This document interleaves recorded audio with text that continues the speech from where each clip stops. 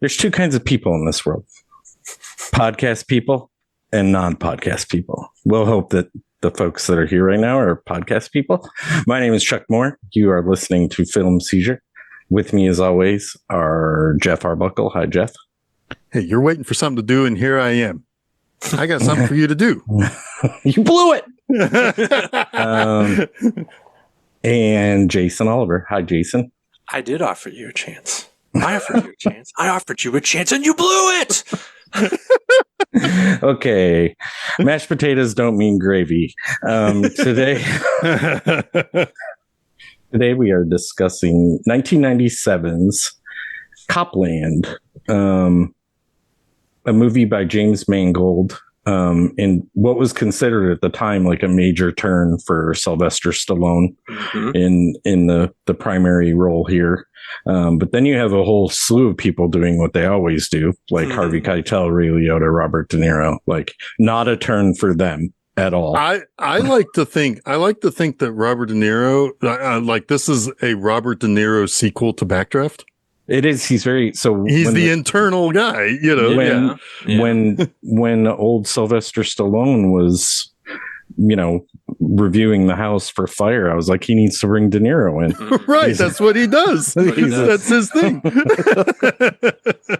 Like, bring in the guy that does this for a living. Because if I'm not mistaken, he looks almost identical in this film. Like it's a living thing. The fire. I don't think he had a mustache in Backdraft, but 6 years on, he can grow that thing. He can grow that cookie duster out.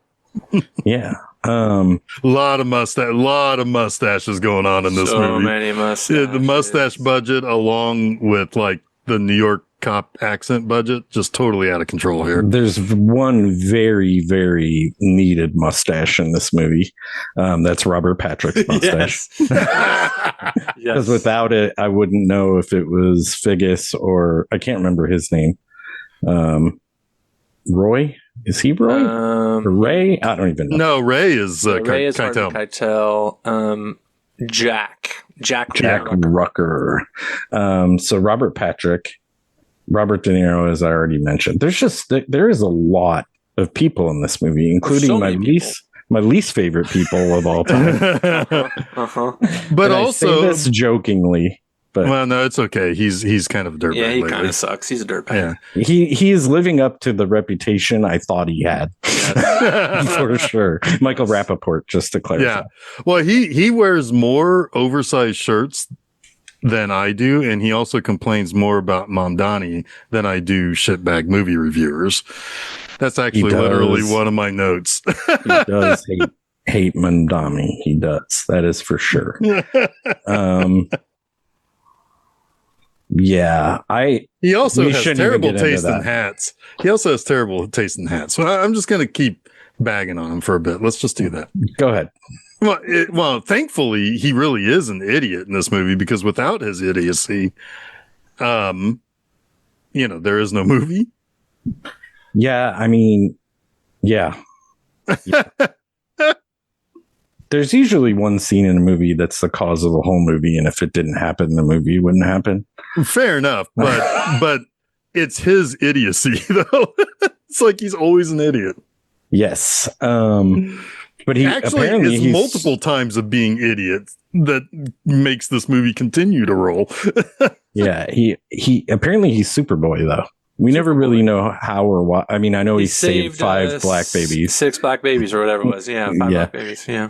So it's okay that he kills 2 black adults. He saved maths. He's still ahead. Yeah, he's still ahead. And they were babies, so they're worth more than two black criminals. Yeah. Youths, as they're listed on the Wikipedia page. The 2 Utes. The 2 Utes. Yeah, even Method Man is in this fucking movie. Yes, he is. Yeah, he is. He is. He actually plays he's in a really important scene. Yes, he is. And he doesn't go METHOD, man. Not once in the whole movie. He should, though.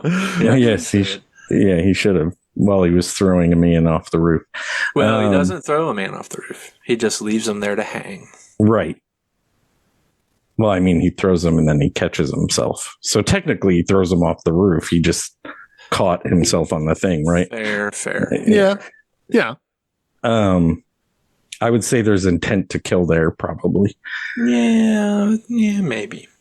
But that's neither here nor there. He was trying to walk away, though. Yes, he was going to let him go. So yeah, we'll talk about all this and more. And more. As we talk about Copland. I've already gone through more than half of my notes. Oh, you don't have very many notes, huh? No.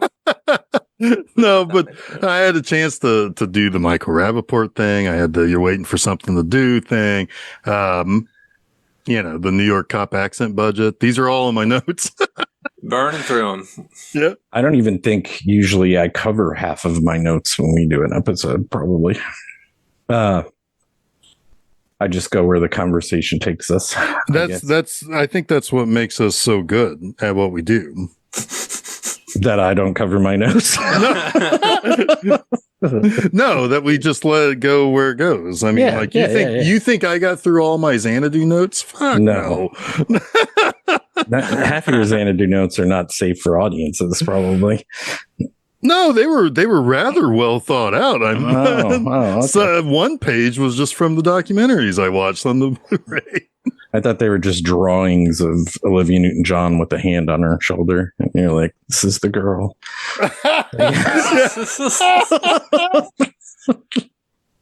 Yeah.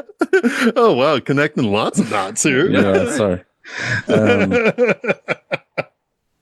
Okay, 1997, crime drama film. Actually, connecting the dots is another connection to the dots because Chuck can't do that. That's right. Oh, he can't.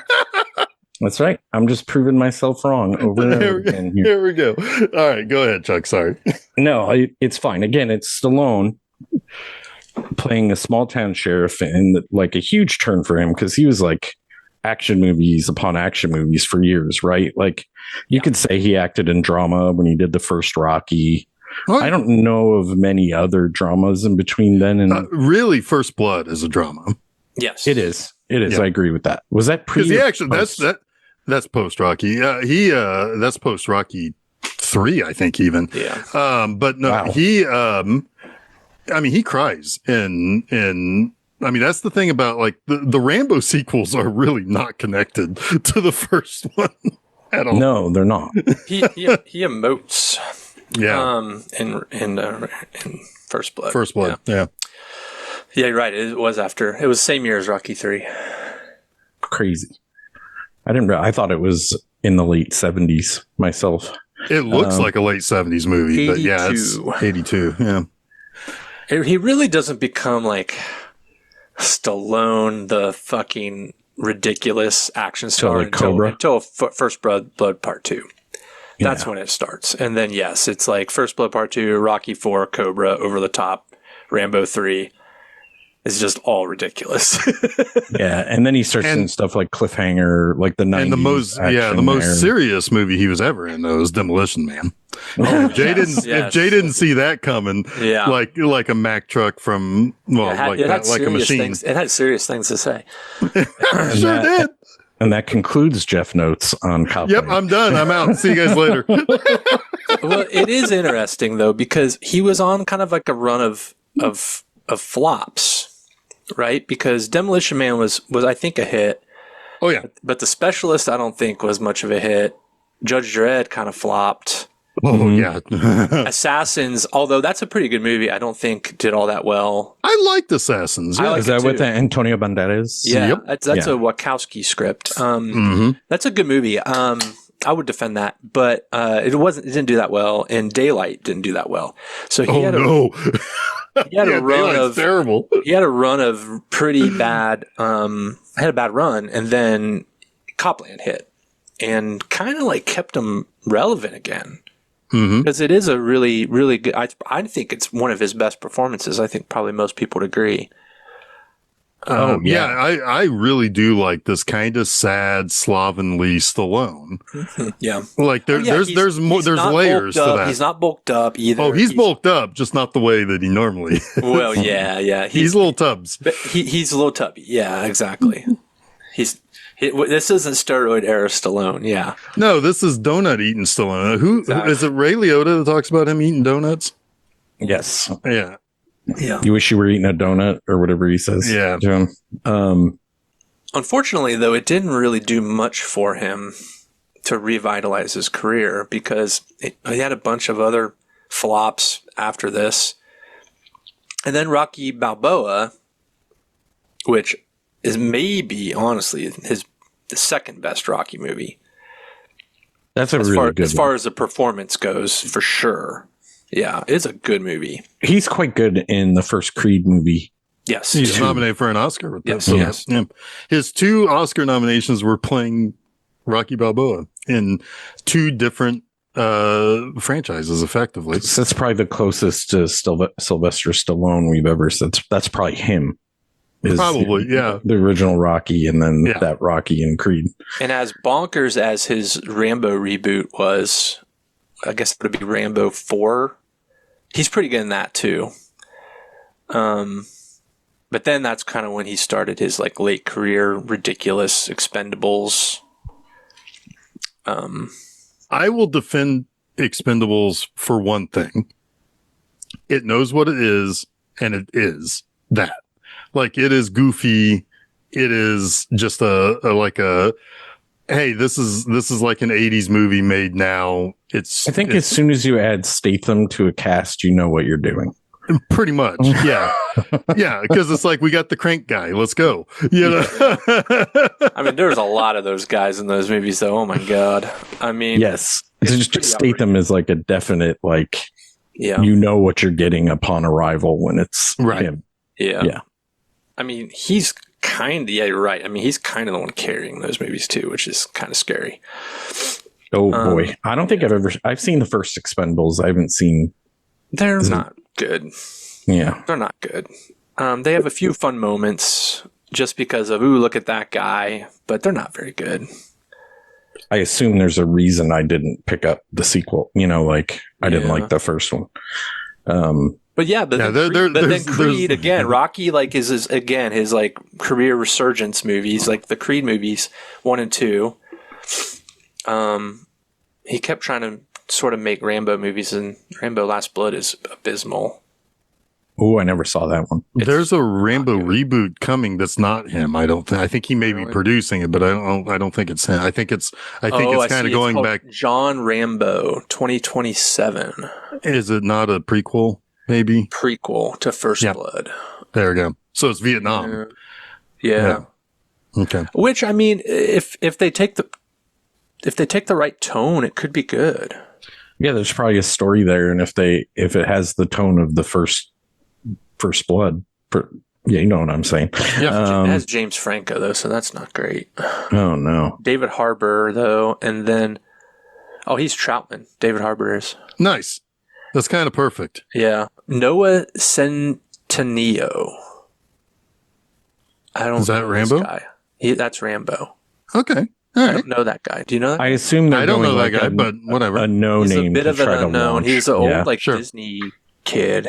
Weird. Really? Yeah. So he's kind of like a Zac Efron. He looks the part. He kind of looks like a more handsome, buff.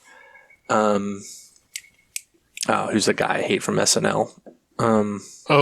Davidson. Pete Davidson. Yeah, Pete Davidson. Yeah. Yeah. So he looks like a Ren and Stimpy character? No, a handsome Ren and Stimpy character. They do handsome in Ren and Stimpy. And then it's a certain look to it. Yeah. Yeah. Anyway, he was in Dream Scenario. Oh, just a small role. Yeah. A lot of small roles so far. Anyway. Whatever. I'll watch that. Sure, why not? Shit. Yeah, it's got Jean-Marie Hellender is the director, who has also done nothing. Nice. Oh no! Ooh! Now I'm actually excited.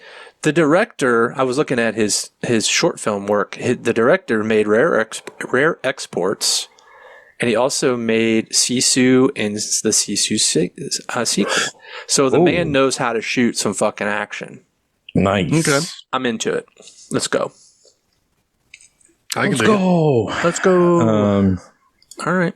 What about Copland? Are you into that? Yeah, let's talk about it. Copland, small town. Well, when did Garrison, everybody New see Jersey. this movie? When did everybody see this movie? I saw this it in the movie. theater. I saw it on August 15th, 1997. Me I too. went on opening day. Me too. And I haven't seen it since. So I hadn't either. yeah. Me neither. Actually, that's But I interesting. liked the movie. I think I liked the movie more back then, but we'll get to that. We'll get there. I have been saying, though, for 30 years, I offered you a chance and you blew it. One of the best deliveries of a line, like probably. Oh, and of course it's going to be De Niro. It's so De Niro. Oh, it's so yes. Yeah, it's Also, go to lunch. The case is closed. Go to lunch. go to fucking lunch. He's so very De Niro. Like, you could tell kind of before we get into this that the actors knew who they were on set with. And with the exception of Stallone, who's doing what we already talked about, like everyone is like amped up in this movie. Like Ray Liotta's like, I'm going to outact De Niro. I'm gonna do it. But here's the thing, though. I think Stallone holds his own very well against these. Oh, absolutely. He's just not being like he's not chewing scenery yet. He's not chuffed up to be like the dirtbag cop. You know, He resists the temptation, to try to do more than the character warrants. Yeah, right. If you match the energy of the other characters, you're going to hate Freddy. And I already somewhat don't like Freddy a little bit. I mean, there's issues there, sure. He's a little bit of the coward that people think he is. He's very schlubby.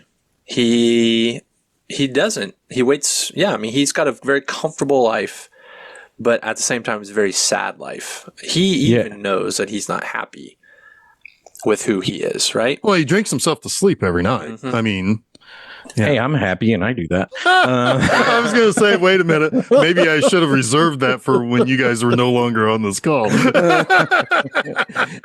It's not every night, but he peaked in high school, and he probably would have peaked a lot later in life had that situation not happened to him. Exactly. Yeah, well, he peaked in a very he'd specific probably be just moment. one of these other dirtbag cops, honestly. It's very possible that changed his trajectory for the better, like in air quotes, right? Yeah. Maybe he wouldn't be in this situation where he's able to. I don't even know what he's rescuing here. I don't even know. He's rescuing his integrity, is what I guess that's what the movie's about, right? Yeah. Well, yeah, because he's even. I mean, you get the impression. And Chuck, I think you watched the director's cut, right? No. I did not actually. I wanted to, but I couldn't. Okay.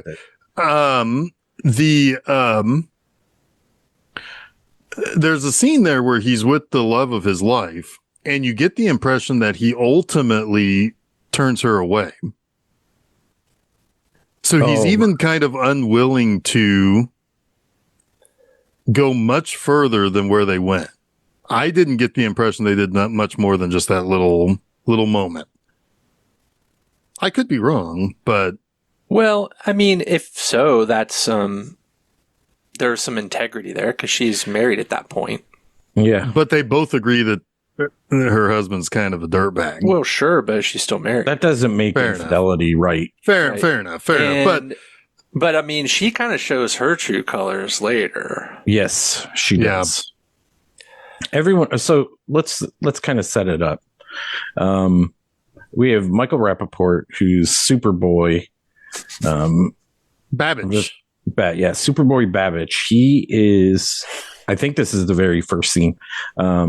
He's outside a bar and you hear some noises, and it turns out it's not Ray Liotta. It's not the first scene. There's a few other things that happen before that because because you watch Ray Liotta get a bag of stuff from I couldn't remember the order that we meet Edie Falco and Ray Liotta. They're talking at Edie the Falco. Edie Falco is like 27th in the list of the cast. I know. It's crazy. I feel like there's more to her character and what's going on with Figgy that we just don't get. Yeah. Oh, I assume so. Yeah. And probably in the script, maybe shot and not used. But yes, or it could have been shot in the director's cut and that's what I'm saying. Director's cut's like what, 20 minutes longer or something? Yeah. It's got yes, it has some extra time. Okay, so I guess the order is kind of important. But it sets up the four aces. It sets up that everybody is in the city at this bachelor party as well. Go ahead. Okay. I was saying that the four aces is normally pretty happening in place with all the cops. Also, there's the whole introduction to the movie, which explains, it kind of sets the scene, right? It's De Niro talking about the fact that, all these New York City cops didn't want to live in the city, but by law, to be a New York City cop, they had to live in the city limits, but they didn't want to shit where they eat, basically. So transit cops were allowed, or not transit cops. Was that what they were? Transit authority cops. Long as if they're working like toll roads or whatever, they're allowed to live across the city limits, like in New Jersey, where, kind of sort of where they also work. So what they did, what the New York City cops figured out is that if they took some overtime shifts as transit cops, they could call themselves auxiliary transit cops, and that would allow them to live across the city limits and in New Jersey. Right. So that's what they've done. They've set up this like little town. What was the name of the town? Garrison. Which is literally across the bay. It's right across the bridge. Yeah. And it's this little town almost completely full of cops. The only people there who aren't cops are their wives. Yeah, pretty much. Yeah. And widowed cop wives. Yeah. Yeah. Yeah. And they have made Freddie the sheriff, and Freddie is a kid who wanted to be a cop, but had an accident where he's now deaf in 1.5 years, but he's always looked up to these guys. And so they've kind of made him their puppet sheriff of Garrison. But in reality, the only crime that he cracks down on are unwanted elements, re black people who might come into the city. Yeah. That is one thing I did read about the director's cut. They lean heavier on the profiling element. Mm-hmm. So kind of like, because that was around the start of that racial profiling in New York City that I think Giuliani was like supercharging at the time. Yeah, for sure. So yeah, they lean a little bit more on, because we get the one scene where we know what's going on here. Yeah. But we just don't like you here. Move along. Yeah. Right. Don't like the way you look. And they were just there to look at the views. Yeah. Yeah. Which I kind of understand maybe excising a little bit of that because Freddie already has like a deep hole to dig out of. Right? Yeah. But obviously I would need to see the director's cut to comment on most of what we think or speculate is in it. Yeah, unfortunately, I feel like the director's cut is the one to watch after watching it. As much as I still like this movie. Well, probably because it's fucking Weinstein movie, and that means that Harvey Scissorhands got his scissor hands on it, and that generally did not result in anything good. Yeah, and no telling what else he got on it. Well, yeah. Hey. So a lot of that in this. Yeah, movie. that you have that exposition. Yeah. Going into the Four Aces, and the Four Aces is where all the cops hang out that are from the city. It's also where Freddie, played by Sylvester Stallone, who's the sheriff of Garrison, hangs out and plays his pinball and steals quarters from the parking meters, from the parking meters, so he can continue playing his games. And then you have Figgis there, who's played by Ray Liotta, who is obviously making some kind of shady deal. At least it looks like some kind of shady deal. And you got Freddie is kind of half paying attention to it. So you see he's a little bit quizzical about what's going on there, but he doesn't really do anything about it. Eventually, he's drunk. He's stealing the coins from the parking meter, and Figgis is like, "Go home, Sheriff. It's time to go home." And he You sends okay him to home. drive? As he's stumbling. You Yes. sure? All right. It's not like anyone's going to pull the man over, right? Yeah, but he might kill someone. Yeah, he might kill someone or a deer. He might kill a deer because he almost kills a deer. And instead of killing the deer, he soars off the road and crashes. And he's sitting at the bottom of the GW bridge while the next scene happens. I'm surprised they didn't show more of him watching that or seeing what was going on up there, because he's sitting at the base of the bridge, right? Mm-hmm. Waiting for the other cops, his other cop, whose name I can't remember, to show up and help him out. There's an interesting juxtaposition there a little bit, right? Like he's outside of that inner circle. And maybe that's for the best, but I don't know. Maybe I'm stretching. Yeah, and he's also like kind of, even Figgis can tell him what to do. Yeah. And he's the sheriff of the town, so he's a little bit subservient to this group as well. But I will say though that I really did like that he did have one friend, and that is Figgis. Yeah. I mean, sure. I mean, Figgis has a whole other set of issues, but you do get the impression that Figgis does not think of this guy as much of a loser as the other guys do. Figgis has empathy for Freddy. Yeah. Bordering on pity. He's also been shunned by the other guys, so he gravitates toward Freddy. Yeah.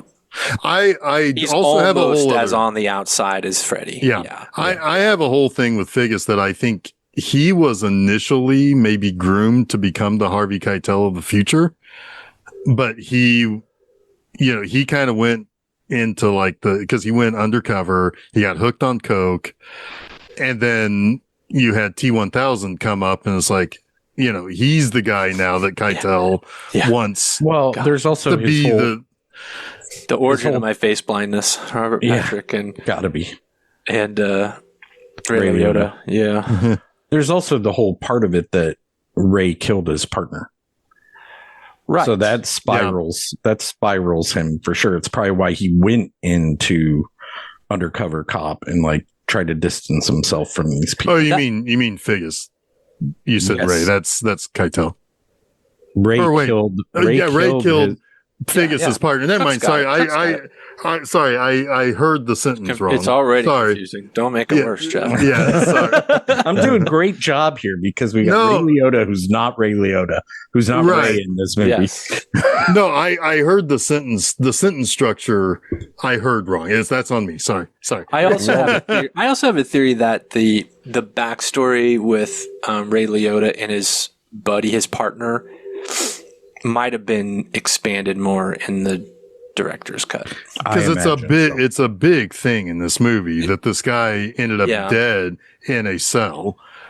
And I think it's like whenever a cop ends up dead in a cell that nobody else would have had access to him. Come on now. There's no investigation here. Come on. Yeah, and it's also a bit wonky. Like the storytelling of it is, you just have to accept that this thing happened, but you don't really get to see what's Ray Liotta's character's name? Figsy. Yeah, you don't really get to see Figsy in that moment at all. Yeah, no, which doesn't feel right to me, especially given his redemption arc. We're kind of feeling his rage without proper setup as to why we're feeling it. Yeah, and those bits of information are dropped gradually. One of them in a newspaper which make clipping. You connecting to his character really strange. The newspaper clipping. Yeah, which it's okay, now I fully get what happened and why do that little clue's a bit of a stretch too. There's some investigative jumps in this movie, but whatever. Oh, now, sure. I mean, I'm assuming the mayor did what he did on the other call. Yeah. Right. And he just told them to close internal affairs to close the case. Yeah. But yeah. There's a whole, I mean, I admit I had a little bit of back and forth feelings about some stuff. I kind of I did watch the Siskel and Ebert part of that episode in which they reviewed this movie. They disagreed on the movie. Interesting. Ebert thought it was too short for all the stuff it wanted to do. There's a good premise, but it didn't ultimately work for him. I only agree with that in one regard that we'll eventually get to. The Siskel really liked it and especially liked the script. Now, I kind of see where he's coming from. So I kind of agree with both of them on opposite ends of the spectrum. I would kind of split the difference, I think. Yeah. Yeah. Because one thing that this movie really does have going for it is I really understood each of the different characters. I had an idea of where they fit in everything. Like, all of Keitel's cronies, I understood their hierarchy. I understood what they were doing. I understood it's like, I also understood how certain things were placed in the sense that it's like, you would think that some people would be in very serious danger, like De Niro or Freddie, if he kind of gets a little loose of the situation. Mm-hmm. Yeah. And, that especially is important when we get to that scene with Method Man and how Keitel resolves an issue there. That's one character I don't really have a full grasp on is Joey. But I get what maybe he like. I feel like Joey is what Freddie would have been if Freddie didn't have a deaf ear. Maybe, I don't know. Like, it's just hard to know what Joey even is. I mean, he's kind of the young buck kind of douchebag that's kind of like just getting into the group, but like he's expendable. He also has a house on the island in Garrison and blah blah blah. So he's somehow ingrained in this, but he acts like he doesn't know what they do. I think he knows a little bit better than Superboy, but neither of them know the full I have a feeling that even like Figsy and T-1000 was like, holy shit, Harvey Keitel just killed one of our guys. No way. All right, I guess I'm in. No way, because they killed Figgis's partner. Well, no, but I'm guessing that somehow before that they got to know who Keitel really was. And they were fine with being crooked. Whereas I don't think Peter Berg, that character, Joey, I don't think he's fully on board with being crooked. He's just a drunk and kind of a dirtbag. He's also, I think, I don't think he thinks or knows that anyone has, I don't know. It's hard to say because Figsy has that dust up with him at the Four Aces. And it's like, does Joey know what happened to Figsy's partner? Because he's saying a lot, Figsy is in that room. And maybe that's why Ray gets so agitated, is because this is not common knowledge outside of the inner circle, right? Mm-hmm. And Joey may not be privy to that. That's why I wish I knew a little bit more about Joey, because the way he acts, it doesn't always make sense, or we don't have enough information. And Joey, I think when he sees that one thing that happens at the pool, some tumblers start to click for him. Yeah. Yes. And he's also sleeping with Ray's wife. Well, yeah. Well, that's crazy. Yeah. Yeah, that is. I don't even know what the fuck he's doing with that because she ain't all that. And you've got Annabella Sciorra at home. Well, I will say Sciorra. Kathy Moriarty, of course. I mean, this is 17 years after Raging Bull. But she always to me looked like, why is she in movies in the 70s and 80s? She looks like she should be from the 40s. Mm-hmm.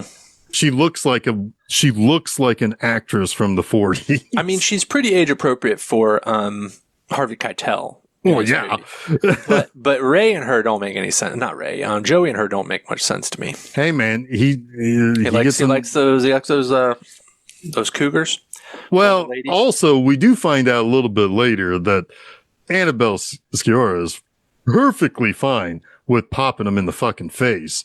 So maybe he's like, well, this broad's not popping me in the face. Yeah. But she is leaving her trash in front of his house for whatever reason. Yeah. She's like poking the bear or something with that shit. Yeah. That also was dropped because I was kind of like, okay, that only brought Stallone to Ray's place and her kind of saying, it's like, hey, fuck off. You know, it's like, if you really want to know what's going on around here, ask Ray. It's like, okay, that's one thing. But like, it serves a couple purposes, but yes, go ahead. I was just kind of wishing, like, is there like a fucking body part or something in that trash bag? What's going on? Something more important needs to come from this trash bag. I think it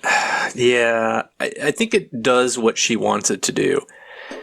And it creates tension with, what's her name? Liz, Joey's wife. It also tells us where Superboy is. Yeah. Right. And it also gives us information that Joey is fucking Ray's wife. And then ultimately sets up a little bit more tension in that kind of weird triangle, right? Between Freddie, Liz, and Joey. But that doesn't resolve. It doesn't resolve. Well, I mean, other things, I guess, resolve it for it, but sure. Well, let's go back to the exciting moment. But I guess my ultimate point is it's a little bit of convenient. Yeah, a little convenient, like plot. Good for the movie. Good for the movie, right? Sure. It does a lot of different things when it doesn't necessarily make a ton of sense. Yeah. Let's go back to the inciting moment because we you had said that all the cops they're not at the Four Aces because they're at a bachelor party across the Hudson in New York, and Superboy is one of the people there. Now he is Ray's nephew, yeah, by marriage. He's actually Kathy Moriarty's nephew. So he's kind of stumbling around. He's like, I gotta go home. I'm out of here. He hears some stuff going on. You can already tell he's kind of a little gun happy, right? Because he hears something going on, which turns out just to be Robert Patrick and another guy puking. And he's like drawing his gun. He's like, "You're giving me a heart attack over here. Hey, hey." And fucking heart attack. But so you kind of get the impression he's willing to draw his gun all the time. Sure. Superboy. He's Superboy. Yeah. I bet that gun saved at least 3 of those little black babies. Probably. Anyway, but he takes off and a car comes speeding up on him and brushes his car, and it's he catches up with them. He shows the badge. There's a couple of quote unquote black youths, as the newspaper would probably say in 1997, and they're like, yeah, right, we're not pulling over, fuck you, and shoots at him. So he returns fire almost out of anger. He assumes they shot at him. Right, because I guess we don't even really know if they actually shot his tire out or if it was his braking that flattened his tire. His tire blew. The guy was holding the wheel lock. He wasn't even holding a gun. That's right. Yeah, it looks like a gun, but yeah, it's a club. Yeah, it's the wheel lock club. But he's holding it he's holding it like you're right. I thought that gun looked weird. Oh, you didn't realize no, it was actually a gun? Because it's so quick, like, because he slams on his brake and his tire. So you must be completely confused by like the setup. No. I mean, like, not especially, but like I was just like, okay, he's got like I didn't know if it was like maybe something that just. I mean, obviously it looked like a gun, but I thought maybe it was like a toy gun if it wasn't a real gun. Gotcha. You know what I mean? Okay. Yeah. So like, but yeah, now that I'm re-envisioning that, yeah, it's totally the fucking club. Yeah. Okay. Yeah.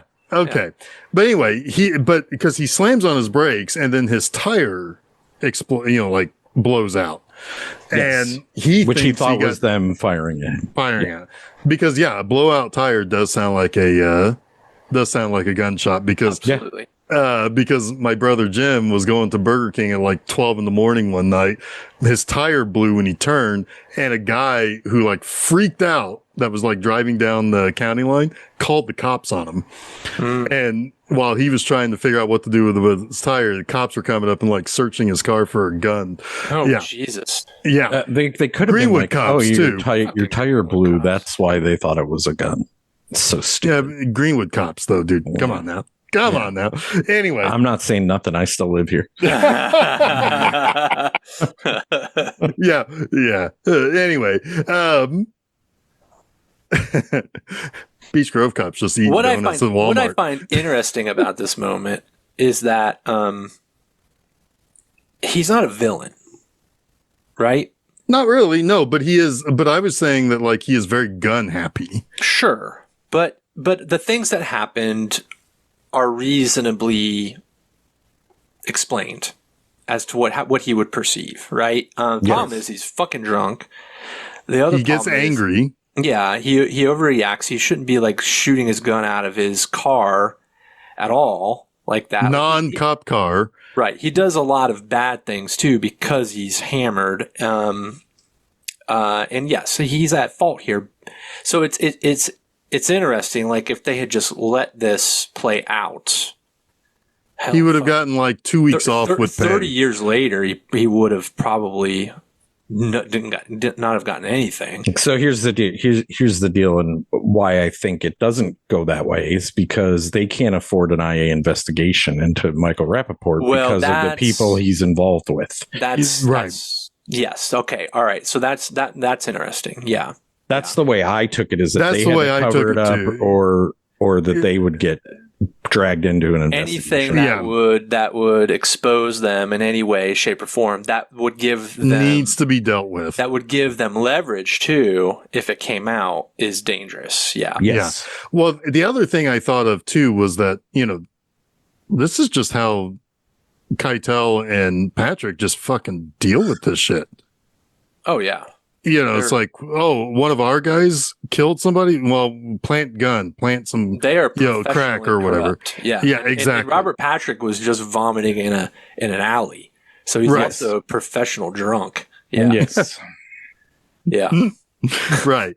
Well, but no, I think Chuck, you're right. I mean, it's like the heat. They can't afford the heat. They deal with the heat by making sure the problem disappears, and that is by either 1A or 1B. They disappear or they're killed. Yeah. So this scene, as it wraps up, they crash head on because after he shoots the car a bunch of times, the guys are dead and the car spins around. Rappaport crashes into it. The rest of the cops arrive on the scene and are trying to plant a gun, but there's also someone from the ambulance, the fire company or whatever. Was he ambulance or fire? No, it's ambulance. They're EMTs, but they are also like crime scene EMTs. Like they're part of the police force, but they're also more like, well, yeah, they are because they're questioned by IA. Yeah, but they're also wearing like what looks more like cop badges than. But yeah, they are. I mean, they're city employees either way. I think they can be questioned by IA. To me, I think IA has jurisdiction regardless. It's their investigation. They can talk to whoever the fuck they want to talk to. I mean, they could interview me and I wouldn't be on the force. But specifically, Robert De Niro says if he doesn't say anything, he fucking knows he's off the force. So they are somehow connected. Well, I didn't know if that guy was an EMT or not, because the one that actually threw the gun off the bridge, which I'll talk about in a second, was in the other room looking in. He wasn't the one being questioned. No, he wasn't. But the three guys, there's a Hispanic guy and two black guys that are like, hey, wait a minute, what the fuck is this guy doing? All three of them are okay. I didn't know who that third guy was. I knew the other two were. Right. But because there was a Hispanic guy and two black guys, and it was one of the black guys that was like, hey, what are you doing? You're trying to plant some bullshit, you know. Yeah, so they were trying to plant a gun on the guys so that there wasn't as much of an investigation into Michael Rappaport or Superboy firing back on them. Right. The guy called it out, the EMT guy, grabs the gun from Liotta. No, it's not Liotta. No, See? Mustache. Yeah. Mustache. Hey, Mustache, what's up? And he throws the gun into the river, to which they're sunk now on their cover up. So their resolution to this is actually Superboy jumps off the bridge. Yeah. Which everyone kind of knows at that moment. Like, there's no way he jumped off the bridge. Right. Which is why De Niro tries to lean in on that one guy that he felt would flip the story. Yeah. I thought he was thrown off the bridge. Honestly, to start the movie, I didn't realize until you see him in the car, like, oh, how did they get him off that bridge? That part I don't understand. I mean, I think they just put him in the back of the cruiser because everybody was paying attention to the misdirection. Misdirection, yeah. Which actually, I mean, to be honest with you, that one EMT guy or the guy who showed up to at least he's at least the CSI guy. If he's not an EMT, but it looked like he was in an ambulance. Regardless, if that guy didn't say anything, there would not have been the misdirection. Yes. Right. They took advantage of the situation. Like if the gun sat where it was and nobody argued, then they wouldn't have needed to do any of this. Right, exactly. Yes. Yeah. Right. Or even if the argument wasn't as heated. But as soon as the guy was like, you can't plant weapons, that was sunk. It doesn't matter how. Yeah. I mean, the heatedness, yes, provided a good misdirection. Absolutely. Right. Yes. I mean, either which way, the plan is sunk. Because Patrick is a little too drunk and a little too cocky about this. But it's interesting, like you have moments before a small city cover up, right? Or moments later you find out that he was chasing that Freddy was chasing a speeder and he crashed. This is how things are covered up in a small town. Mm-hmm. In a big town, it's totally fucking different.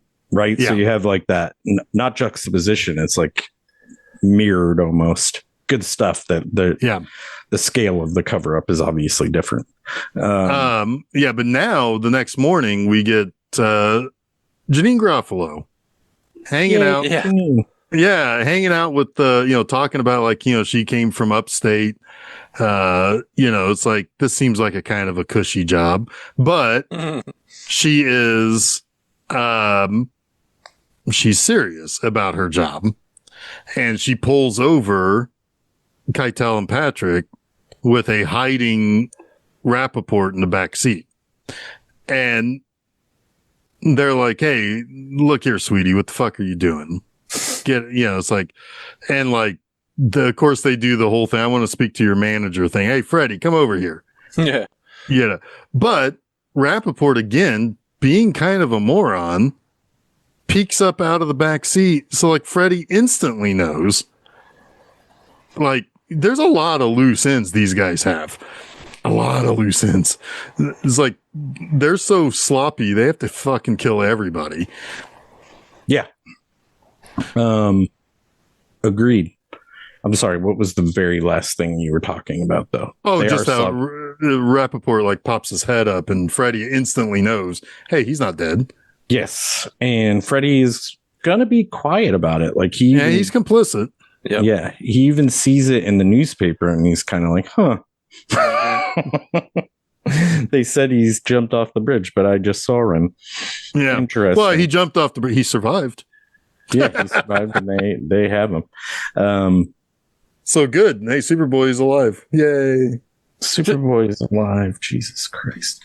Sorry, my notes got messed up here. So then we get to the stuff we are already talking about, so we don't need to go through the trash bags. The trash bags. Why can't I remember his name? Internal Affairs shows up, and he's De Niro, De Niro shows up, and we find out that he's kind of out of jurisdiction, but he's fucking with Ray. We find out that they were in the original, whatever you call it, when you're becoming a cop together.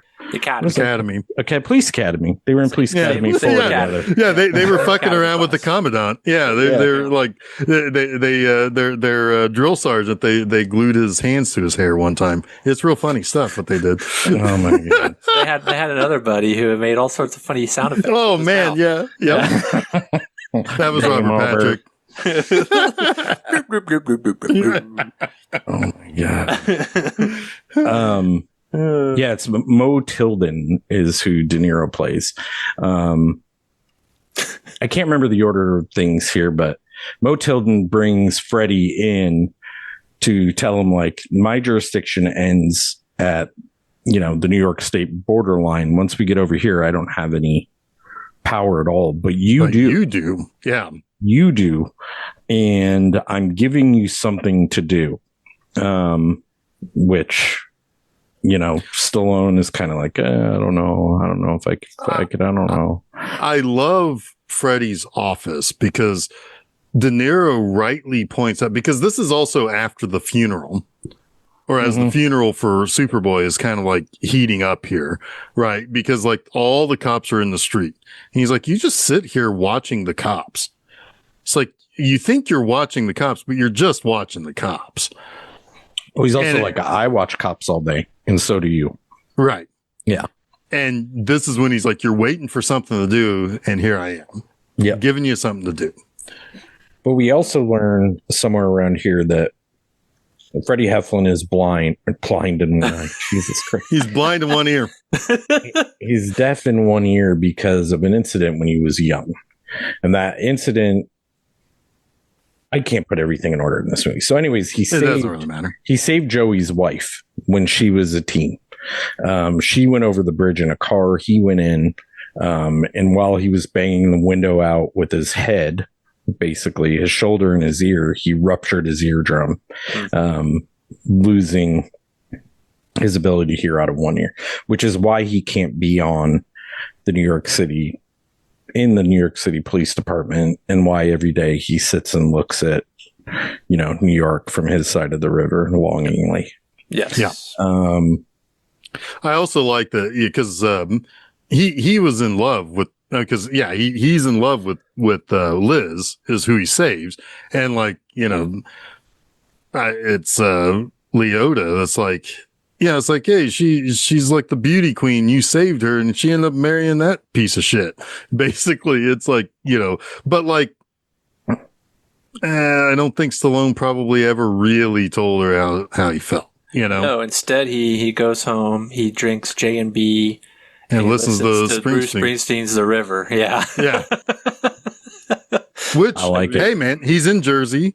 He's separated by the river. That's all fine and good, but that is not a healthy way to live your life. Sure isn't. Sure isn't.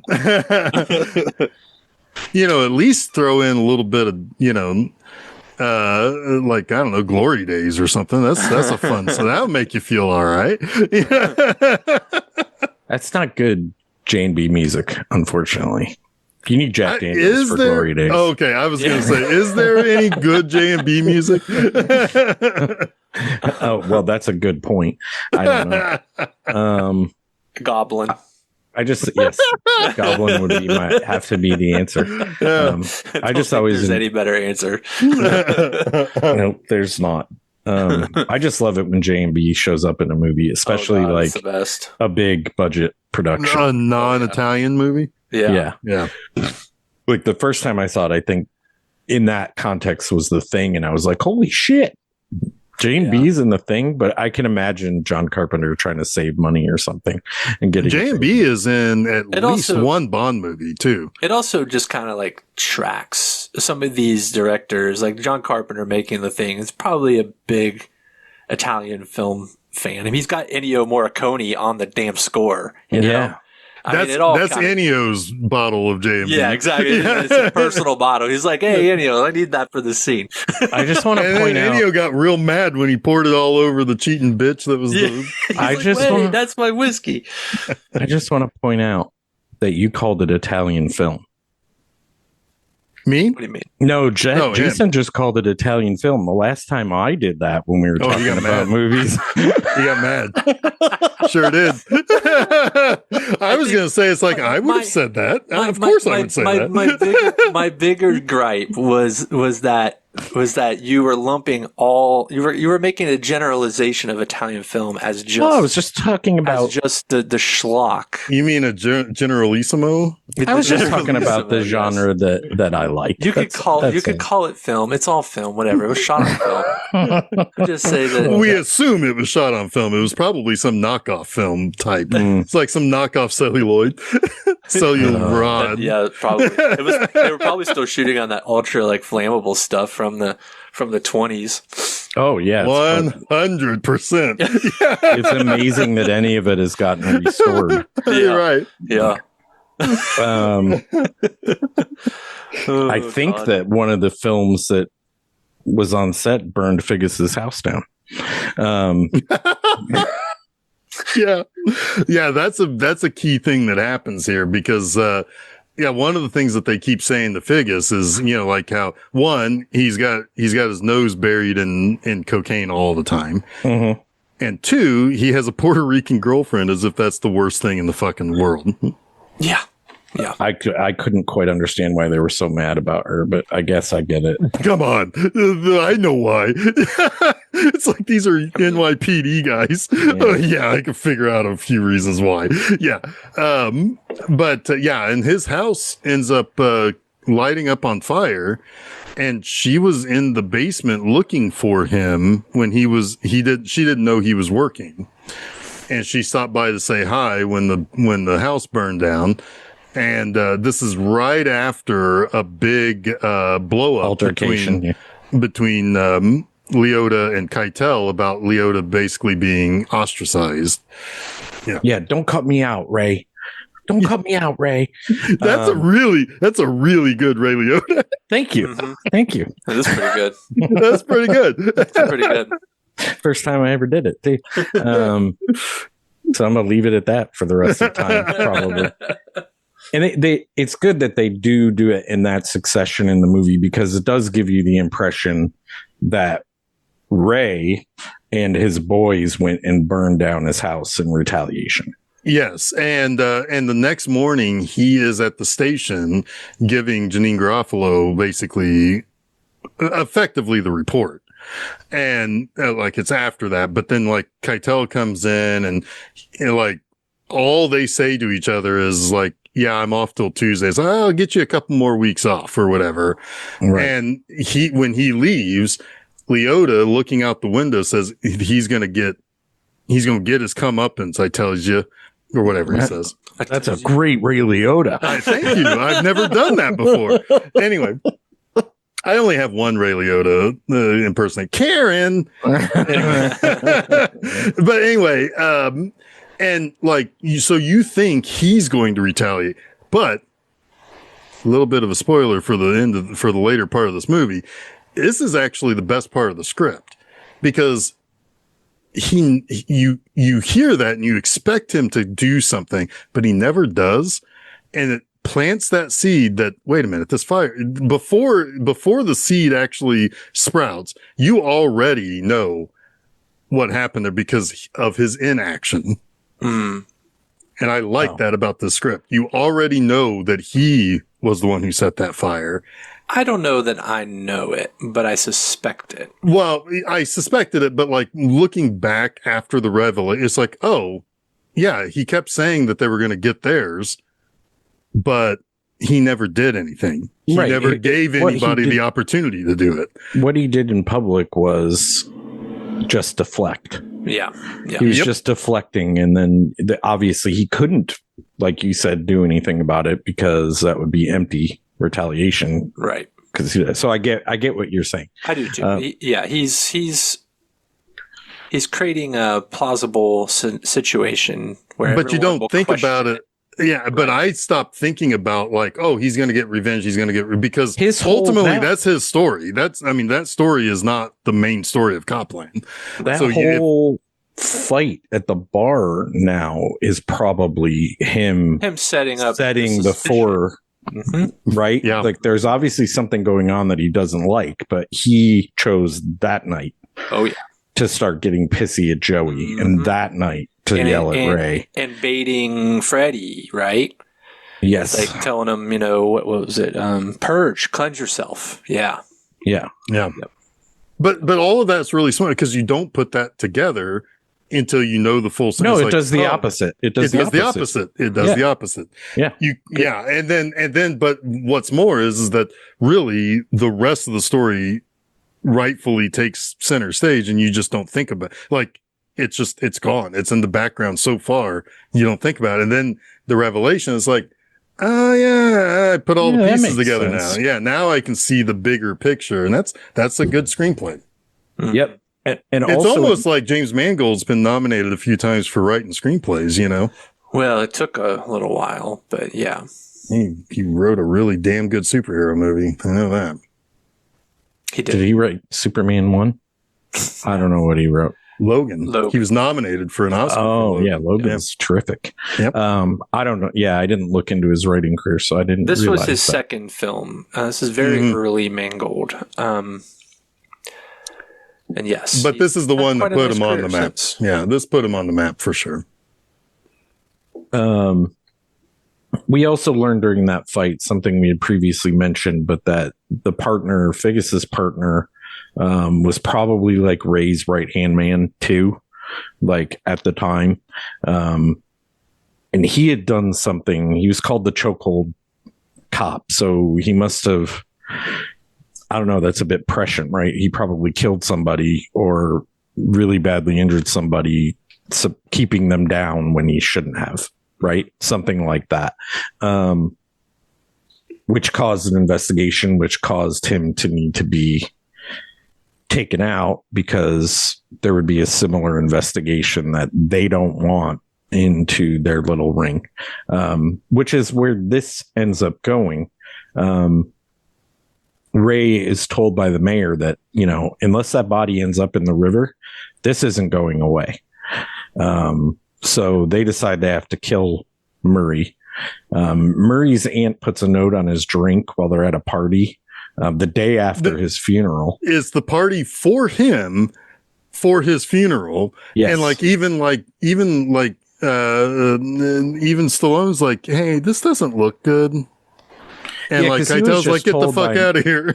He was just told by Mo that there's something not great going on there. Mm-hmm. And he's like, they're looking into you and you're just having this fucking party. He's really trying to warn Ray at this point still, but being a little bit like skeptical too. Yeah. You can tell he's on the fence about it. Like, am I warning him or do I need to do something about this? Because he even wanted to go into the house and maybe he would have taken Superboy out of there had he gone in, maybe, to take him to the city. But yeah, his aunt leaves him a note on his drink saying they're going to kill you. He puts a gun in his pocket, that being Superboy, and goes out to meet Ray at the pool. And I would have just shot them all like right away and ran or something. I don't know. Well, yeah, because he even was like, oh, Uncle Ray, you never really liked me or whatever. And he's like, I always liked you. But there is like Ray at one point almost bucks the order because he's told on the phone, but he's my nephew. He's my wife's nephew. And they're like, yeah, but isn't he adopted? Yeah. And like, he's kind of like, he had to get his arm twisted a little bit. That kind of just shows you how much they don't fucking care about anybody as long as it doesn't get in the way of their plan. Oh, but that's not I think the most chilling scene is when Peter Berg is like, when he doesn't do anything to help him. He not only doesn't do anything, he obstructs. Yeah. But yeah, so Murray does kind of start firing his gun in the air like a crazy person, to which Joey runs in the backyard and realizes what's happening, and he doesn't like it.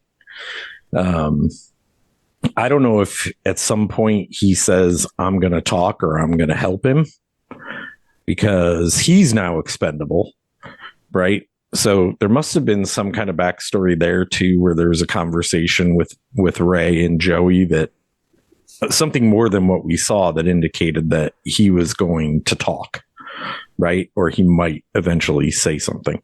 But yeah, Murray ends up running away. And then the case is closed the next day, and Robert De Niro yells, "Go to lunch. The case is closed," like 57 times. Go to lunch. Go to lunch. Go to lunch. Go to fucking lunch. Look, everyone get the fuck out. Yeah. And then the next scene is Joey fighting Method Man, I think. Pretty close. Yeah. Like Steph at the beginning of the movie said, eyes peeled, Method Man is in this. So is Debbie Harry. Yeah, she's the bartender. Yeah. She was also in Heavy, which was Mangold's first movie. Mm-hmm. He reuses people a lot, usually back to back. Yeah. I thought you were going to start listing cases. Oh, no. Like, I mean, another one's just Patrick Stewart, because Logan and Patrick Stewart was in Ford v Ferrari. Oh, yeah. Those are back to back movies for him. Gotcha. I never saw Ford v Ferrari. But yeah, what Ray does when he sees Joey hanging from the antenna on the building is he closes the door he's near. He starts yelling over here to the other cops to appear as if he's trying to be helpful, but he's pretending he's picking the lock on the door. Yeah, he's like fumbling about with the lock on the door as if it's like an infomercial of like all the like the most inconvenient shit that you could do. And yeah, I tried to come up with a way to say that I didn't get why he closed the door and was doing that if he was trying to save him, but I couldn't come up with like a clever enough one. Like feign real bad ignorance as to what's going on here. Couldn't do it. He was just nervous. He couldn't get the key into the door. Why do you close the door and then try to unlock it when it's already open? He's really bad at doors. But yeah, he takes just enough time obstructing the cops getting through, to which Joey falls to his death. One problem eliminated. Murray is still out there. 100% though, Robert Patrick knew what was going on. Oh, absolutely. Because he's right. He's there looking over his shoulder as if he's like kind of blocking view from the other like nobodies that are behind. It took another cop to say, break it down. Why don't we break it down? Joey's in trouble. I'm trying to think of what the very next thing. Well, they have another funeral. Yeah. A lot of funerals happen in this small town. Yes. That should be suspicious. Yes. There's 121 gun salute every day. Do they do that at cops' funerals? I don't actually know if they do that at cops' funerals. Yeah, I think so. Don't they? I don't know. A lot of dress blues and white gloves in this town. Yeah. Yes, they wear those more than they do their uniform. And it's all because of Harvey Keitel. Yes. This is what happens when you fucking put Harvey Keitel on your fucking police force. Hey, the wolf is here to clean up, bro. Yeah, right. Fucking bad lieutenant. Yes. Yeah. He does have that scene too where he's sitting on the edge of the bed talking on the phone. It's like, wow, that's fucking straight out Pulp Fiction right there. Yeah. Yep. Okay. One of the Weinsteins was like, have a scene with him on the bed, talking on the phone, or this movie doesn't get made. That's what I assume they talk like. I don't know. Yes. I'm trying to think what's next. Sorry. Are we in that? Was that the end of the second act there? Somewhere around there? Pretty close because, I mean, like right before all of that happens, or maybe as Joey is out on the job, is when you have Liz and Stallone. Why have I all of a sudden forgotten his name? Freddie. God damn, I knew it was something E at the end. Anyway, Liz and Freddie, like, she comes over. It's a 2-pack cigarette night. She's carrying in 2 packs of smokes and a beer. It's like, oh boy, serious times tonight. But she's like, yeah, I was going to have because she tells Freddie that something important has to be said to Joey. And he even tries to say it or at least get him to, like, listen, and then she was going to have a big conversation with him. And then Joey had to go to work, and now she's over at Freddy's and they're going to do a little smoochy smooch, and she's going to have a couple of packs of cigarettes. Mm-hmm. It's that kind of night. It is. It is indeed. And you could take that however you want. It's going to either be very serious, very sexy, very goofy, very drunk, whatever you want to say. It's a 2-pack night. That could go in many directions. But yeah, and it's like, then he dies, and then, like, because then she even tells Freddie, it's like, yeah, well, my husband's dead now, so, like, no, yeah, maybe let's not be friends anymore or something. Yeah, and you get the very distinct understanding that she kind of knows what's up in this town, and she's complicit too in its darker underbelly. Yeah, right. But he's finally figured out that, like, yeah, he needs to take Robert De Niro up on this, but we know that everybody's gone to lunch. Yeah, so it's over. So he goes and he's like, but Robert De Niro kind of uses him. It's like, if he kicks up enough dust, we've got a case again. He says, if this cupcake stirs up enough shit, we got a case again. Yeah. calls him a cupcake. I even wrote a note and said, even if I'm De Niro, I don't think I call Stallone a cupcake. I think that's one bridge I don't a little bit stay on this side. Yeah. Hey, both of them played Rockies. No, wait. No, he didn't. He played Jake LaMotta. He didn't play Rocky. He played Jake LaMotta, but they both starred in a movie together where they were boxers. Which one was that? I can't remember the name of it. Hold on a second, I'll tell you. The Raging Bull versus... It was called Grudge Match. Oh, okay. And they were both like retired aging boxers who agree to fight each other. Because I think maybe they never fought each other when they were at their peak. And, okay. And they decided to, and they didn't like each other, and they decided to finally fight each other. I don't know. Did they just look at each other and say, "Man, you're 60. Man, you're 60. Man, you're 60." I think that was a joke I made actually when that came out. Because that was, well, maybe not, because it was, yeah, it would have been, because Rocky Balboa was in 2006. Grudge Match was 2013. Yeah. I forgot about Grudge Match. It's one I kind of want to revisit again, because, that's fun. Yeah, it's fun. Yeah. Hey. Anyway, yeah, but like, he says, because he even tells his deputy, which is played by Noah Emmerich, who's like in a ton of these movies back then. Oh my God, Noah Emmerich was everywhere this time. Yeah. And he's like, I'm finally going to do the right thing. I've grown a pair. And he's going to go and find out where Superboy is. And so he goes and talks to Kathy Moriarty, and he ends up finding him, is what it comes down to. But Keitel's guys have been following him too. And well, they just show up at the police station. Say what? They just show up at the police station when he's going to transfer him. Yeah. And so they shoot out, they take Superboy, but they decide we're not going to kill Freddy, but we're going to make him fully deaf. And because they say, which one's the good ear? And then they shoot the gun next to the good ear. Yeah. He's like, is this your good ear? Boom. Yeah. And so at this point, like, he's like, God damn it. I'm fucking Rambo. I've had enough of this shit. I'm going to go walking tall into this town. And you already discussed that Figgis left Oh yeah, Figgis. Yeah, it's been revealed that he did burn down his own house.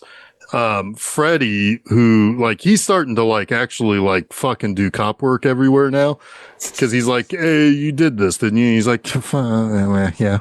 You're not gonna find anything. I came back and took care of it. I took care of that. Yeah, and then, but thanks to you, my insurance money got paid out real fast, like. Yep.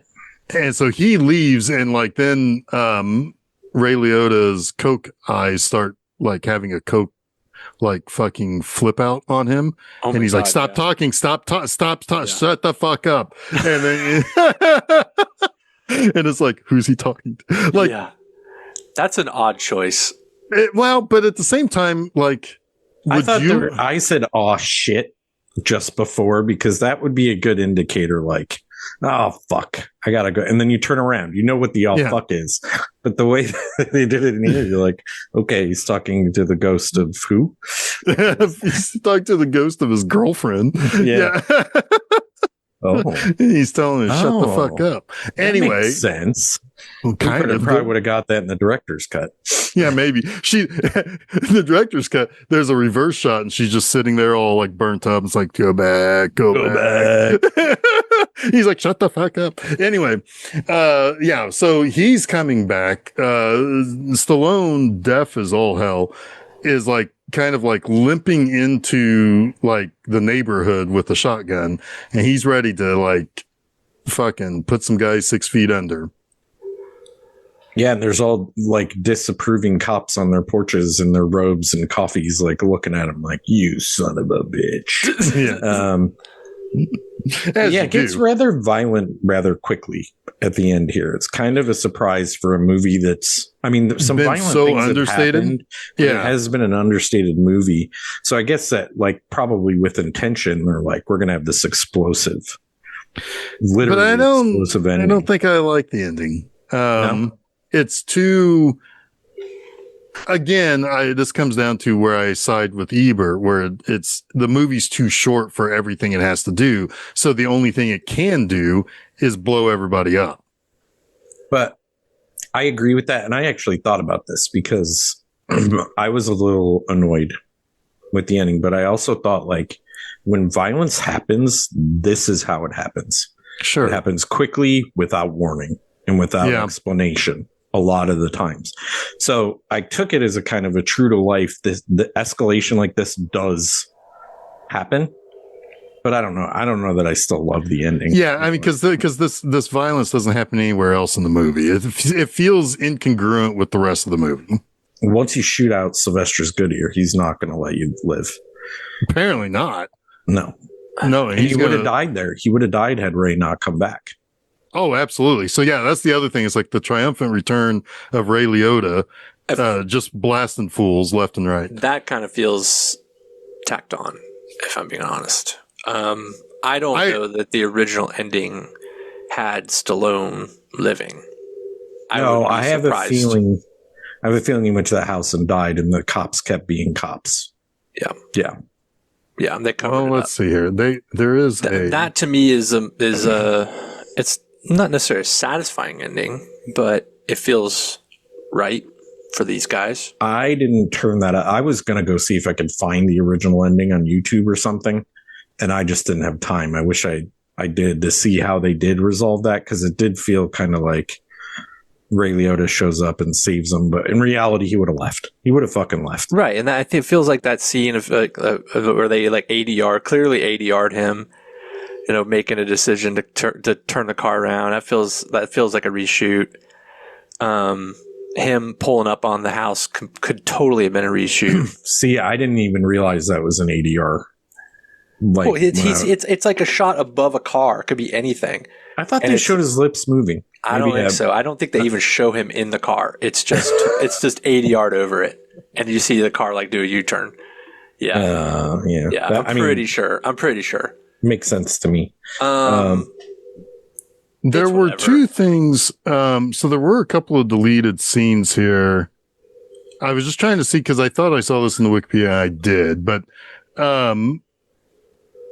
so like two deleted scenes primarily show the racism of the town of Garrison. One scene involves all the resident police officers chasing down a pair of black motorists. That seems like a lot. That seems like that seems like a fucking scene out of a comedy movie. Yeah, that seems like too much.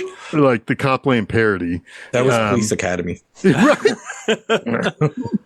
But then the other shows Heflin's deputy pointing out that the majority of the tickets issued in Garrison go to black motorists on charges that suggest racial profiling. So we got the one scene, but we didn't have Noah Emmerich later saying, this is all we do. Yeah. I think the one scene is enough to drive that point home.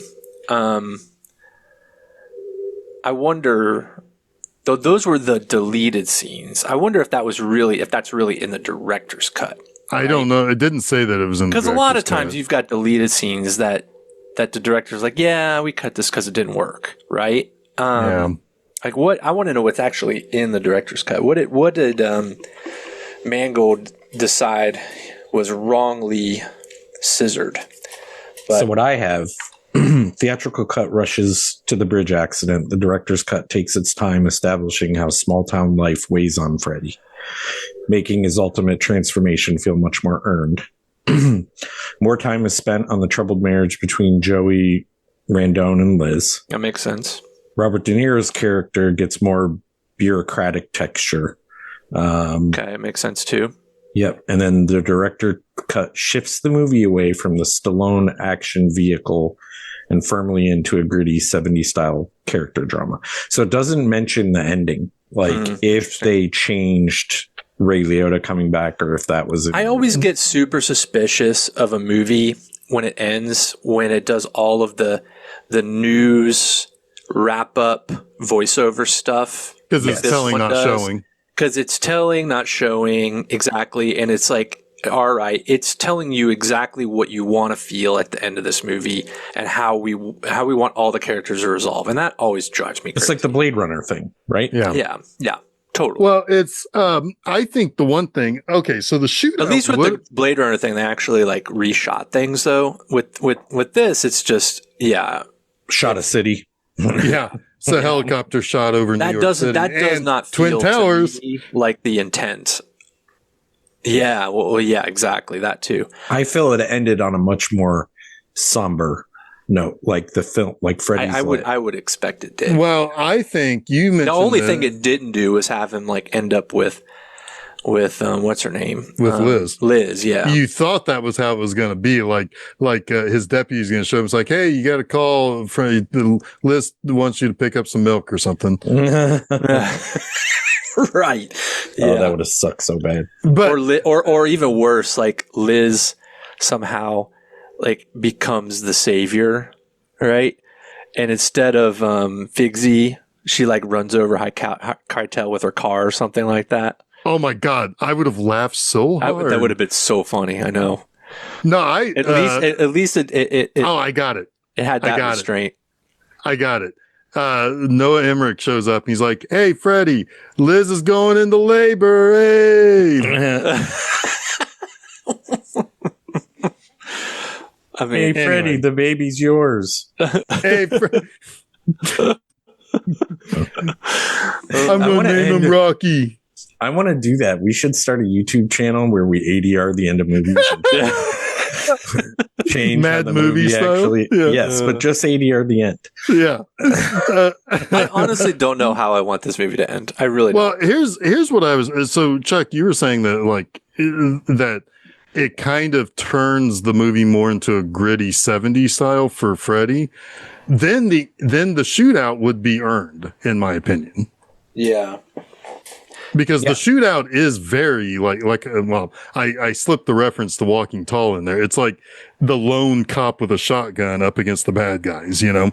Yeah. Because there is a little bit of High Noon in here too. Mm-hmm. Mm-hmm. But it's really only in that last part. And this is where I think I agree with Ebert a lot, is you have this whole mob thing that is looming over this town that is never really explored until it's just kind of explained away at the end.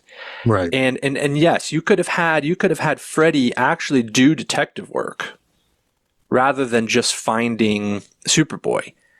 and him uncovering some of that, and then, you know, it really becoming truly that 70s gritty style cops and criminals kind of thing, right? And then, that would have even earned the payoff at the end even more, because the cops would have been like, all right, we've been our overlords, the mob guys we got to get rid of Freddy. He's uncovering too much, right? I feel like he's learned this and we don't know it.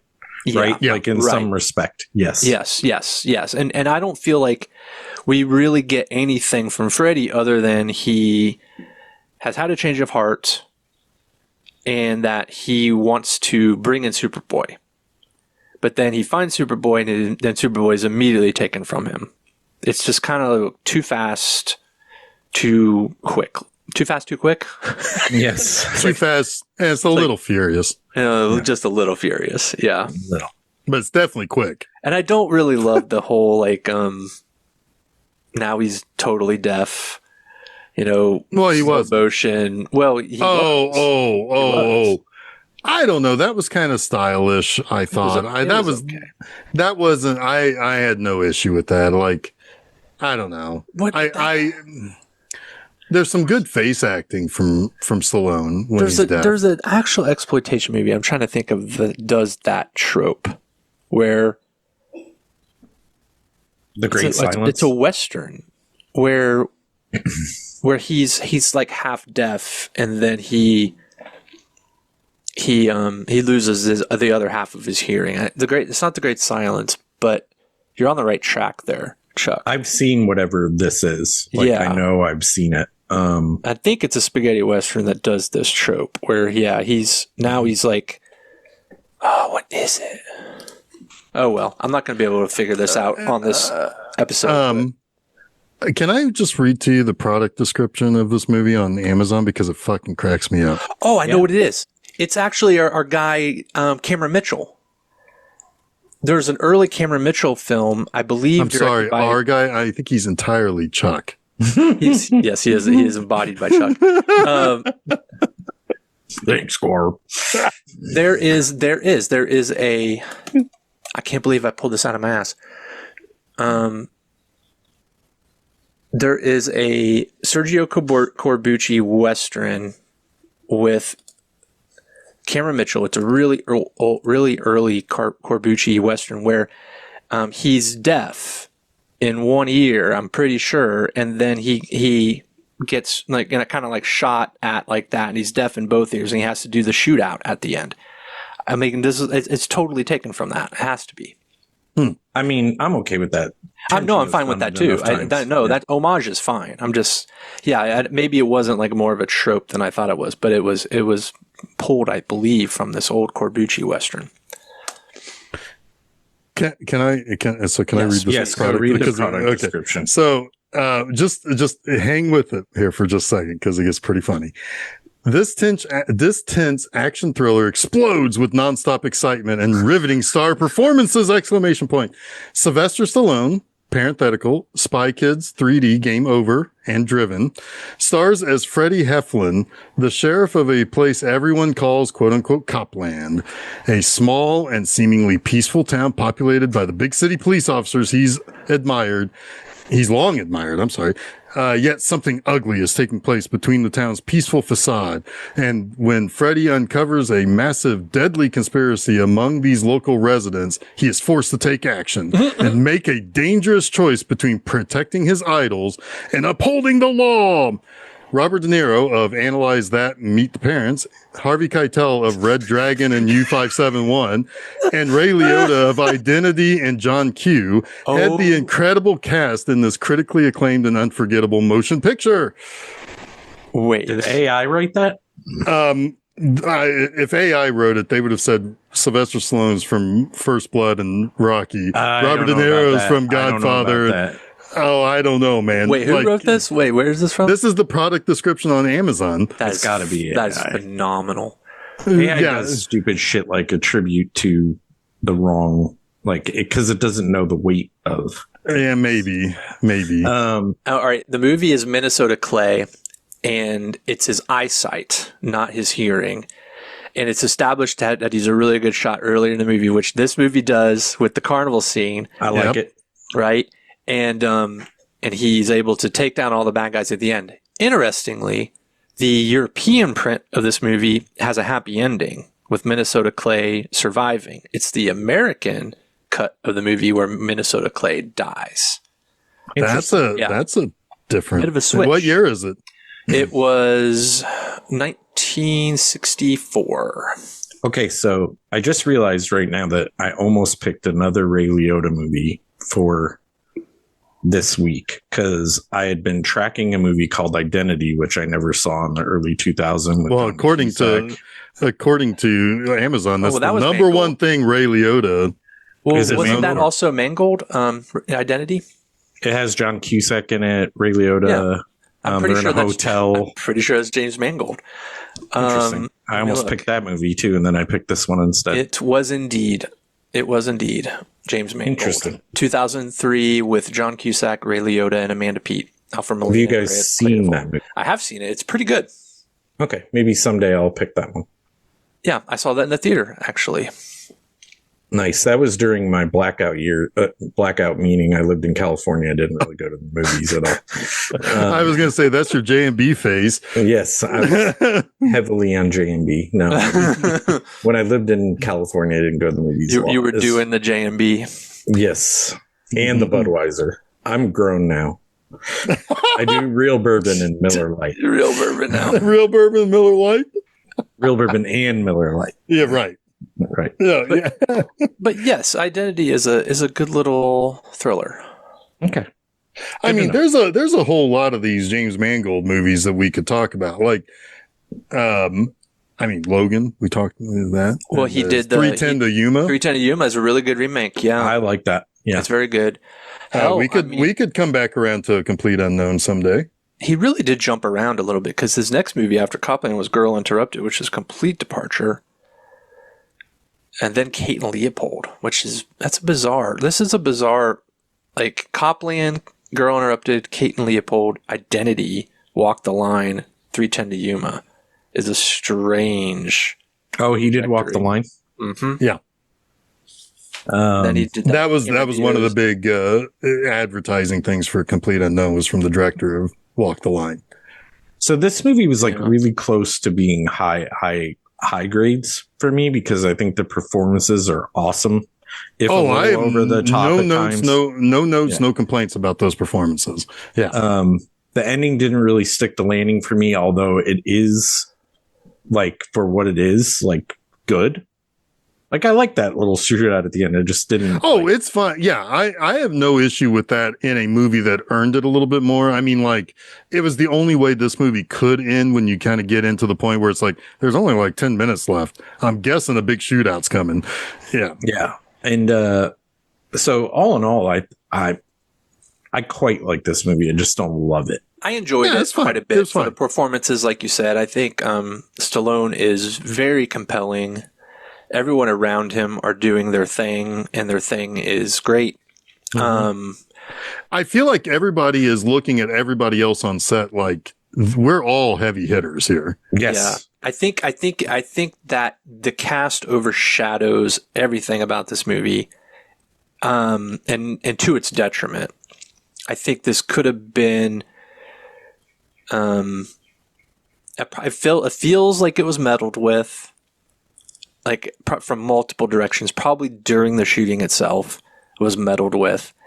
I would be curious to know what Mangold thinks of it. I would be curious to know what he thinks even of the director's cut, because I do think there's a better movie in here than what we got. Probably a great movie. Probably a great movie. Yeah. And I am reticent to think that it was Mangold's fault. I think that the script is probably phenomenal. And I bet you the cast would feel better fitting had it been longer and yeah. But it's jammed packed with stuff, with story, and to do that in an hour and 40 minutes or whatever this movie is, it doesn't. It's too short a film. It probably warrants a 2 hour and 20 minute movie. You need to have the Robert De Niro voiceover at the beginning and end, and the varied news responses to explain some stuff. Yeah, and it's a problem. That's a problem. Yeah, it feels very abbreviated because of that. Yeah. But I did enjoy watching it. Again, like it's like, God, I mean, it's just seeing some of these actors go toe to toe in these scenes is worth the price of admission, right? It's rare that you see a guy leering over Harvey Keitel like that, yelling at him like Ray Liotta was. Yeah, it's great. Oh, that whole scene is fucking great. Yeah. Ray Liotta, he absolutely tears it up in that scene. Yeah, and the only person missing is Joe Pesci. Yeah. He's the only 90s guy that's not here. I'm kind of glad. I love Joe Pesci. Or Pacino. Where's Pacino? He was like, "Oh, eating the scenery." He would have taken De Niro's role though. Exactly. They can't both. They're both. Yeah, exactly. Yeah, you only get one heat per decade. Mm-hmm. Yeah. Yes. Yeah. I mean, I think this movie is just fine. One thing that I put in our private chat that, again, I want to reiterate is that Annabelle Sciorra is the prototype Marissa Tomei. I mean, she's a very imperfect prototype in my opinion, but she's 10 years before she's kind of doing the Marissa Tomei stuff. Like in what? What's your example? Well, like kind of like the way she looked. She hit it big with Jungle Fever just before. I don't know that I've ever actually seen Jungle Fever. But no, I think she kind of has a lot of similar physical appearance to Marissa Tomei. She was just around a little bit earlier. But I don't think she's quite as charismatic. No, I'm just saying that when she showed up on screen, I was like, oh, wait, no, that's not. There are a shit fuck ton of Sopranos people in this movie. A lot of shit fuck of Sopranos. That is actually what a group of Sopranos are. I feel like it was the proper grouping terminology. Murder of Crows, shit fuck of Sopranos. Fuck ton, yeah. Yeah. There are a lot of Sopranos in this movie. Except for Tony. Yeah.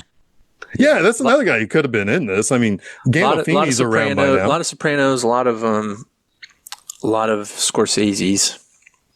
Oh, yeah. A couple Mangolds. We just didn't know it yet. Yeah. We just didn't know it yet. But yeah, a lot of these guys, they're going to Mangold some more. Yep. A couple wires, too. There were a couple wires in here.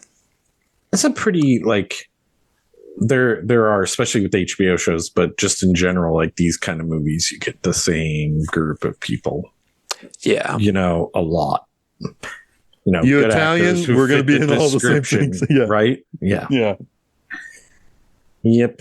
Talk about typecasting. Jeez. Yeah. It's almost racist. And one blondie. We got one blondie. And one Wu-Tang. Yes. Yeah. METHOD, man. What speaking of the method, what's next? Hey, we got some reviews coming out. It's a Now Playing Week. We've been watching. Yeah, so expect a little bit of the stuff that everybody's talking about right now. Yeah. Got a couple of those. Everyone's obsessed Obsession. with it. Yep. Obsession, Backrooms. I've seen Mando and Grogu. Jason, I saw some Star Warses. At the time of recording, I haven't yet, but by the time we talk about it, I will have seen some He-Mans. Oh no, He-Mans. Good luck. He-Mans. Good luck with that. I feel like that has the potential to be this year's Dungeons and Dragons. I had a lot of fun with Dungeons and Dragons. I did too. Have you guys heard the song by The Darkness? Did they do a song for the He-Mans? Yes. Oh, that's great. No, but I'm excited to hear it. I mean, that's cool. Yeah. It is exactly what you think it's going to be. That sounds awesome. Nice. I mean, they've been trickling out some of the soundtrack online. Yeah. I mean, that sounds pretty good. Justin Hawkins, I feel like he's like, I know the vibe. I can do this. Well, here's the other thing with Masters of the Universe. It's Travis Knight. He made my favorite Transformers movie. Live action, that is. Bumblebee. So so I'm on board. Which was surprising. Yeah. Yeah. A lot of fun. A little bit of heart, too. Well, quite a bit of heart. Yep. Mm-hmm. Yeah. So. Well, cool. I'm and a whole lot of Josh Allen's wife. Yeah. That will definitely be one I'm waiting for streaming, but I'm excited to hear how it is. It's part of my Indiana Comic Con weekend, so it's all going to be in a very special place, I'm sure. So word. Anyway, so now playing episode, I think number 9. Anyway, and we'll have some stuff to talk about. Awesome. That'll be on June 17th. You know what? Hey, everybody, just go over to filmseizure.com.